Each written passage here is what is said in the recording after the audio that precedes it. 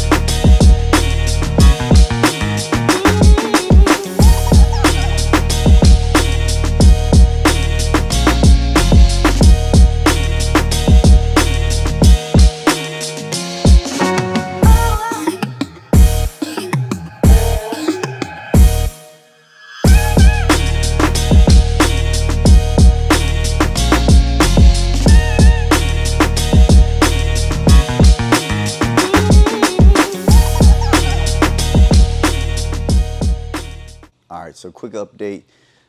Got everything pulled off the engine, as you can see behind me here. Pulled the intake off, pulled the turbos off, pulled all that crap off. I even cleaned up the motor a little bit. And so now what I'm going to do next is I'm going to remove the injectors, remove the fuel rails, probably pull off the intake, probably pull the covers off, all this stuff off so we can go ahead and start doing the timing belt kit.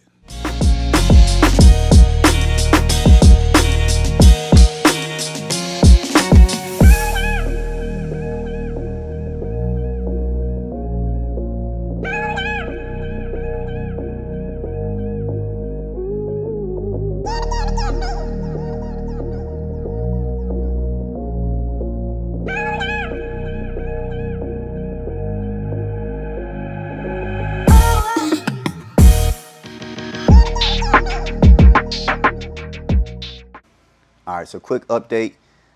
We got a lot of the stuff torn off the motor, got the front covers off, got the water pump off, got the fuel injectors and the fuel rail pulled off. All this stuff is going to be up for sale on my eBay store, so just go to the store called Built by Miller. If you want to help the channel out, go buy some of this crap. Covers are still intact, which is nice.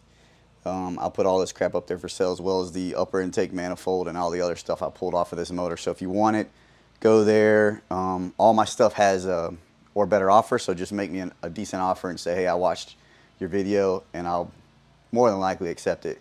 But overall, this motor looks pretty good. The next thing I'm going to do is I'm going to pull the oil pan off, and I'm going to need Jonah's help for that because I got to flip the motor over. But I did want to show you one thing. Just like with the other motor, this thing has some flash or some casting left over in the coolant passage. This one's actually a little bit worse than the other one was. Not sure if you can really see that. There we go, all the way in the back. There's like a thin wall between the two sides, which is kind of concerning, right? So I'll have to get in there with a Dremel bit, clean that stuff up, so that way we make sure we got good coolant going throughout the motor. and no issues with hot spots on the block. But overall, making good progress. Yeah, I think this motor's gonna be okay. Biggest thing is I'm trying to make sure I clean it really good so I can see any issues that that this motor might have with it.